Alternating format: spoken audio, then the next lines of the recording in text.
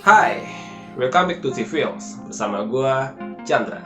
Nah, kali ini gue bakal bahas sebuah film yang rilis pada tahun 2016. Judulnya Snowden.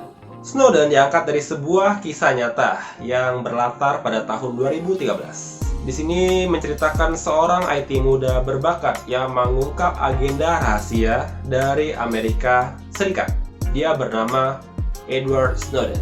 Film ini bergenre drama dan diperankan oleh Joseph Gordon-Levitt. Snowden bercerita tentang seorang IT muda berbakat yang masuk ke dalam CIA atau Central Intelligence Agency, sebuah badan keamanan yang ada di Amerika Serikat. Snowden yang sangat pintar dalam pemrograman selalu mampu membuat bosnya kagum. Dengan kemampuannya ini, dia terus dipromosikan dan akhirnya masuk ke NSA. Pada awalnya dia sangat menyukai pekerjaannya ini. Tapi seiring berjalannya waktu, dia menemukan hal yang tidak sejalan dengan idealismenya. Dia menemukan bahwa Amerika punya program untuk memata-matai semua orang di dunia, terutama negara-negara yang berseteru dengan Amerika. Karena merasa program ini sudah melewati batas privasi, Edward akhirnya memilih keluar dari NSA. Dan dengan sejumlah barang bukti, dia berusaha untuk memberitakannya ke media. Tokoh Snowden di sini cukup membuat gua amazed ya, karena Snowden pinter parah sih. Jadi ada salah satu scene di mana dia dikasih waktu 8 jam untuk membuat sebuah program, di mana programnya ini untuk menghancurkan sebuah data dan kemudian digabungkan kembali. Dia bersama rekan-rekannya dikasih waktu 8 jam. Di sini dia berhasil menyelesaikan programnya hanya dalam waktu 38 menit. Wow, keren gitu. Snowden di sini beralur cerita maju dan mundur. Jadi di awal-awal scene berlatar pada tahun 2013, di mana dia berusaha untuk memberitakan rahasia-rahasia dari Amerika ini kepada media dan akhirnya diketahui oleh publik.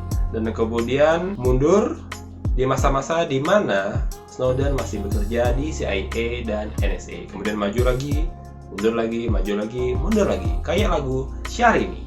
Dari segi konflik, Snowden mengangkat cerita yang cukup berat menurut gue, karena bersinggungan langsung dengan pemerintah Amerika Serikat. Karena diangkat dari cerita nyata juga sih, makanya cukup berat ya. Nah, di sini Amerika punya sebuah program bernama S-Keyscore yang berfungsi untuk memata-matai negara sekutu dari Amerika Serikat.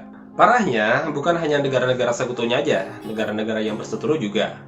Dan terutama warga Amerika sendiri. Snowden melihat bahwa yang awalnya hanya memata-matai satu orang, nah karena memata-matai satu orang ini kemudian harus mencari keterikatannya dengan orang lain, maka dimata-matai juga orang yang berhubungan langsung dengan si orang ini. Akhirnya sampai 2 atau 4 tingkat, maka persebarannya itu luas banget. Jadi hampir seluruh warga Amerika itu pernah dimata-matai oleh pemerintahnya sendiri.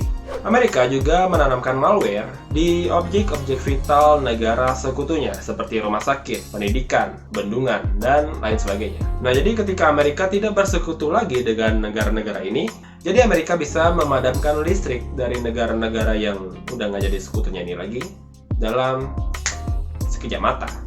Selain itu, Amerika juga menggunakan data-data sadapannya untuk unggul dalam negosiasi G8 atau G8. G8 adalah sebuah koalisi 8 negara termaju di dunia. G8 sendiri beranggotakan 8 negara yaitu Amerika Serikat, Jepang, Jerman, Perancis, Inggris, Rusia, Italia, dan Kanada. Rapat-rapat dalam G8 ini dihadiri oleh para pejabat-pejabat tinggi internasional dan biasa membahas politik dan ekonomi dunia. Nah, di awal cerita kan udah gue bahas bahwa Snowden ini diangkat dari sebuah kisah nyata. Nah, buat kalian penasaran nggak sih gimana nasib Snowden sekarang? Jadi, menurut artikel yang gue baca dari CNN, Snowden sekarang sedang mengajukan ekstradisi 3 tahun ke depan ke pemerintah Rusia. Karena dia sendiri nggak bisa balik ke Amerika ya. Jadi ketika dia balik ke Amerika pun dia bakal dituntut dengan undang-undang pembocoran rahasia negara, yang artinya dia bakal dipenjara karena melawan sebuah negara. Kira-kira kalau di Indonesia ada nggak sih kasus kayak gitu? Nggak tahu deh. Buat kalian yang tahu mungkin bisa komen aja ya. Buat gue film Snowden ini cukup menghibur.